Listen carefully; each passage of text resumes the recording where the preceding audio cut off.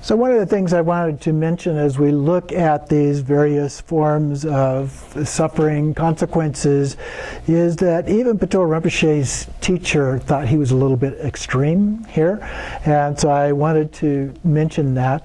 Another thing that I think is important as we look at the various actions and in the context of the 6 realms, one of the things that I think is important to keep in mind is that there's a symbolic interpretation to these things different than the literal one. And so when we're talking about the hell realms, what we're really talking about in that case is hatred and anger. When we talk about the hungry ghosts, we're talking about greed. When we talk about animals, we're talking about their ignorance of the effect of something they did on somebody else, just like we may do something without knowing how that's going to harm someone else. In terms of the human realm, it's the desire, that lust we have for specific things. And in terms of the hungry ghosts, it's the jealous gods, it's jealousy that we have in various life experiences. And in terms of the God realm, it's about pride or arrogance that we have. So it's not so much about those as some kind of physical manifestations of realms as it is about us. Those realms abide in us.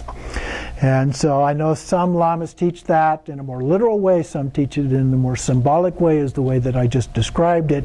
So you'll have to make your own choices about that. But I see it in more that symbolic way. That's the way more of my lamas have taught it and understand it. So I wanted to mention those because of some of the extremes here that are addressed by Patrul Rinpoche as a part of that. So now we're going to go on to the next section of the book on page 117, positive actions to be adopted. So these you can think about as antidotes to the negative ones, if you will. And so down in about the last third here of the page, it says the 10 positive actions then consist of giving up the 10 negative actions and practicing their positive antidotes. And so then he talks about the positive actions of the body. So renounce killing and to protect the lives of living beings. To renounce taking what is not given and to practice generosity. To give up sexual misconduct and to follow the rules of discipline. To the 4 positive ones on speech, renounce lying and tell the truth. To give up sowing discord and to reconcile disputes. To abandon harsh words and to speak pleasantly. And then to end useless chatter and instead recite prayers. So those are some guidelines for body and speech. Then for mind, we renounce covetousness and instead be generous. Another generosity there. And then the second one, wishing harm on others, we cultivate desire to help them. And then the third one, to put an end to wrong views, we establish ourselves in the true and authentic view of things. And then he goes through some of the effects like we have seen and gone through previously. For example, the fully ripened effect is to be reborn in one of the 3 higher realms. The effect similar to the cause as action. You take pleasure in doing good for all your subsequent lives. The effects similar to the cause. We experience taking life or long life. Instead of long life, giving that up, we have long life with few illnesses and taking what is not given or stealing. We would have prosperity and freedom from enemies or thieves. In terms of giving up sexual misconduct, we have an attractive partner and few rivals. Renouncing lies, we have praise and love from everyone. Getting rid of discord, we respect the respectful circle of friends and servants around us. Harsh words, giving up that. We have pleasant speech. We hear only pleasant speech. Giving up useless chatter. Will be listened to seriously for giving up covetousness. The fulfillment of our wishes manifest in giving up harmful thoughts of freedom from harm. giving up wrong views. We have growth of the right view of your mind. And then the conditioning effect, the opposite of the negative. We're born in places with the most perfect circumstances. And the proliferating effect, the good actions will multiply and we'll have uninterrupted good fortune. So this reads a little bit like the extreme of everything being absolutely perfect, absolutely good is a part of doing these kinds of things. I still suspect that there's a little bit of a middle way from doing good actions. Not always good things happen to us, or as good, or exactly like what we did.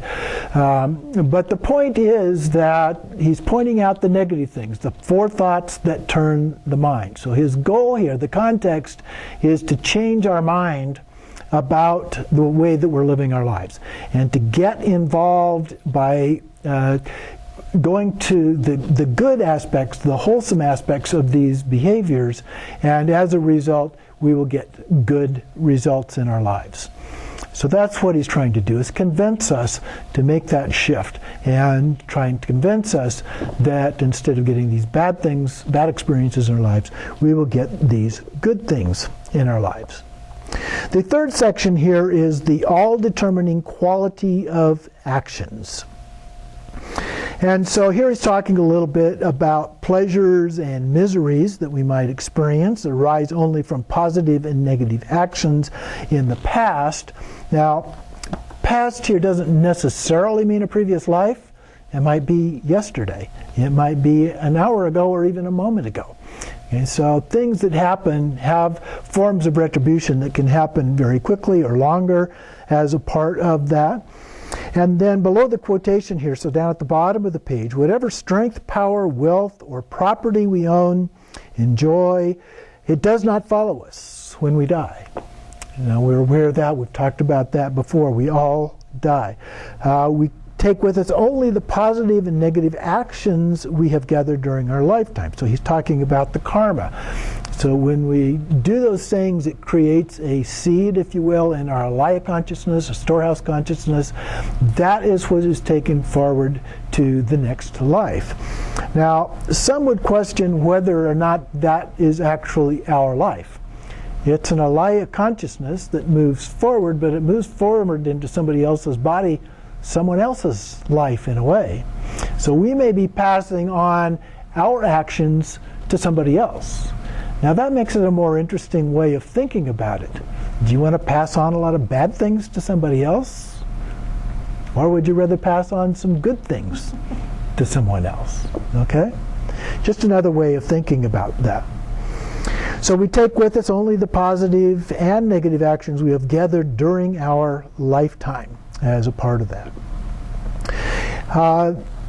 Then there's a bunch of stories in here for several different pages, so I'm not going to go through those stories, but let's go over to page 124 and the last paragraph. I think here he's talking about what I consider to be some of the most important parts of what we're addressing here in terms of karma.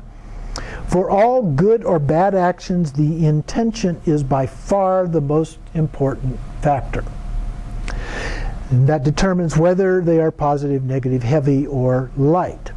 And then the last sentence there, on the other hand, if the intention is pure, even acts that appear negative will in fact be positive. So here he gives the example that in our discussion I was talking about, the example of Captain Compassionate Heart, who killed the black spearman, or young Brahmin lover of the stars, who broke his vows of chastity with a young Brahmin girl. So he gives two stories here. So in the first one, in a previous life, the Buddha was the captain, called Compassionate Heart, sailing on the ocean with 500 merchants and an evil pirate called Black Spearman. And so he appears, doesn't say how he got on the boat, but he appears, and the merchants were all non-returning bodhisattvas, so all good people, even though they were merchants, business people, and that if one man killed them, all he would have to suffer in the hells for incalculable number of kalpas. Moved by the intense feeling of compassion, he thought, if I kill him, he will not have to go to hell. So I have no other choice, even if it means that I have to go to hell myself. So he killed the pirate and gained much merit, as would normally take 70,000 kalpas to achieve. Now, how does that happen? He killed the guy. On the face of it, the act was a harmful one, an act of murder. But it was done without the least selfish motivation. In the short term, it saved the lives of 500 merchants. And in the long term, it saved black spearmen from suffering in hell. So in reality, therefore, it was a very powerful, positive act. So that's what I was talking about a little bit before. Intention is really critical in terms of how these things are viewed. And so we need to look at that and not just take it very literally as this is going to cause that. Because that may happen, but it also might not happen. And then again, so here's the other story, the second one. There was a Brahmin named Lover of the Stars who lived in the forest for many years, keeping the vow of chastity. One day he went begging in the village. A Brahmin girl fell so helplessly in love with him that she was about to kill herself. Moved by compassion towards her, he married her, which brought him 40,000 kalpas of merit.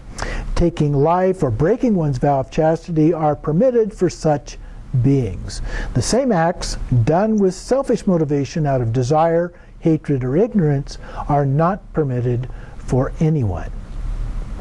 So again, another story that shows how something normally that would be thought of as bad can be seen as actually being good. And so that's the idea of situational ethics. It depends on the situation. And so the intention is one of the key factors there. So then he goes on to say that a bodhisattva with a vast mind and no trace of personal desire may also steal, lie, sow discord, use harsh words, worthless chatter, and so forth as a part of that. So the three negative mental actions are never permitted, though, because those in no way, there is no way for intention to turn them into something positive. Okay? So we have to be very careful with our thoughts because those have other implications. But also point out that thoughts are not actions. So the thought about doing something harmful has not even close to the impact of actually doing something harmful. And again, we can do purification practices for those things. So the mind is the sole generator of good and bad. It's like in Hamlet. Shakespeare has Hamlet say, "Nothing is good or bad, but thinking makes it so." Great Bodhisattva Shakespeare. So then he also gives us some advice here in that last paragraph, starting on the fourth line down. Always examine your mind. If your thoughts are positive, be glad and do more and more good.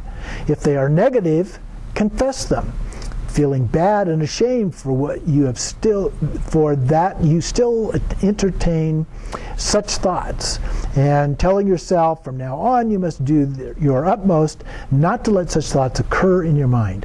Even when you do something positive, check your motivation. If your intention is good, your motivation is to impress people or based on rivalry or thirst for fame, or change it and infuse it with bodhicitta.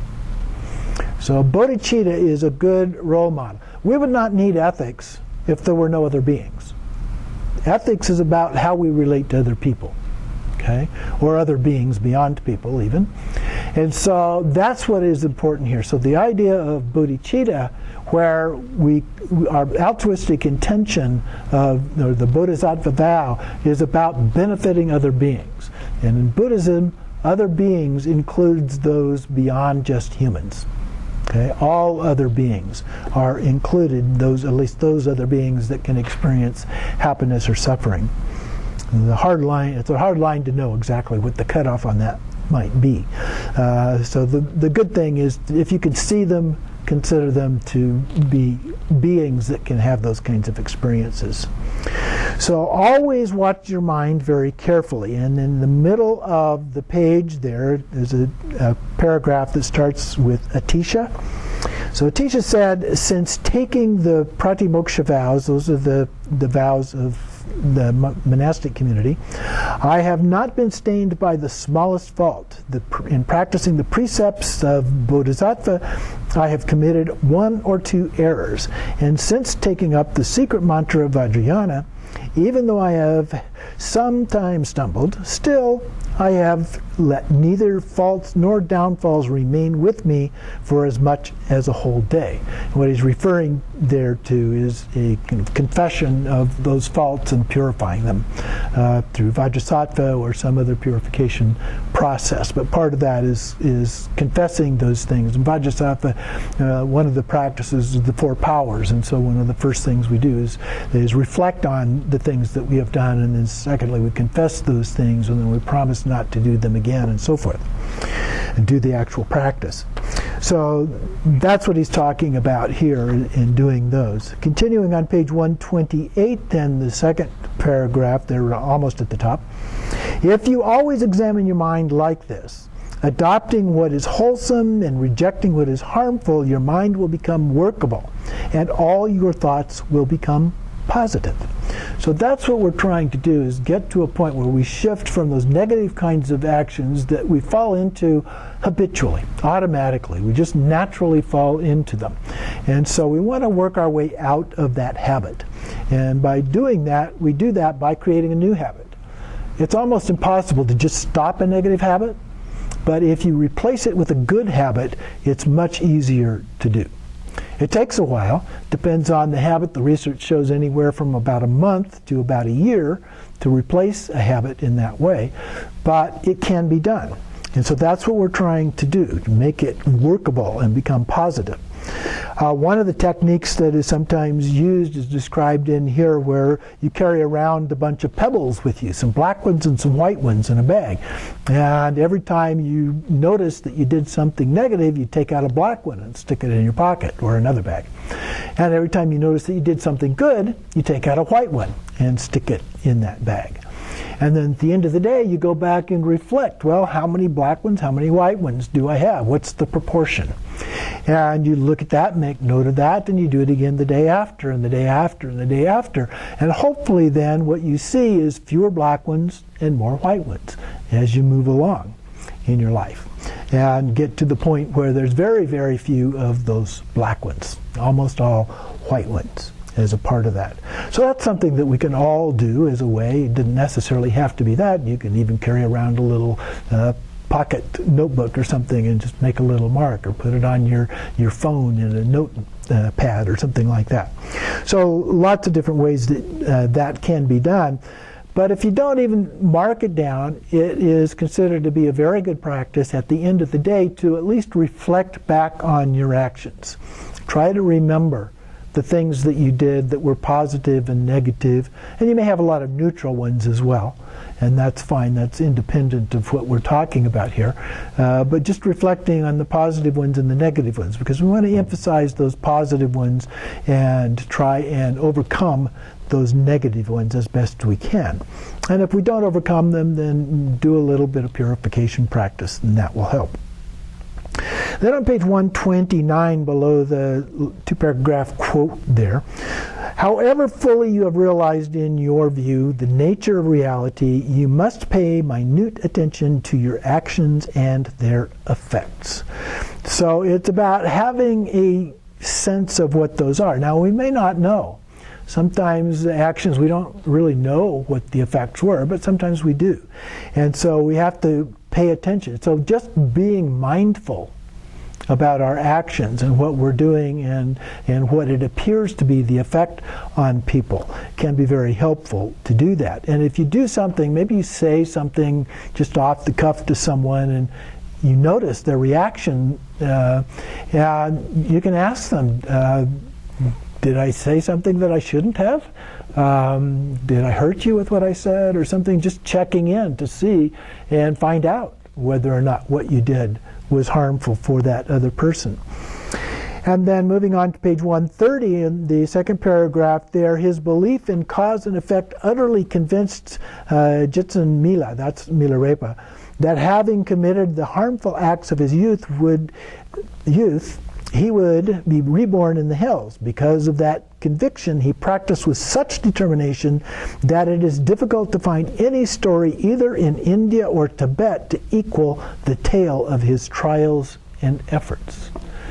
So it sometimes takes a lot of effort to do these things, especially if we've done lots of bad things or really horrific kinds of things, and even more so if we did them with intention. So arouse confidence from the depths of your heart in this crucial point, the principle of cause and effect. So in the next page he says, in the morning, while you're still in bed, relax your mind, turn within and examine it carefully. If you have done anything negative during the night in your dreams, regret it and confess. Now, that depends on your ability to remember your dreams. But sometimes one of the things that in Buddhism, it's not so much about dream interpretation the way we sometimes do in the West. It's more about when you wake up, do you feel good or do you feel negative? Or if you had a dream, does it make you feel good or does it make you feel negative? Or of course it could be neutral too. But the idea is the overall feeling that you get from the dream.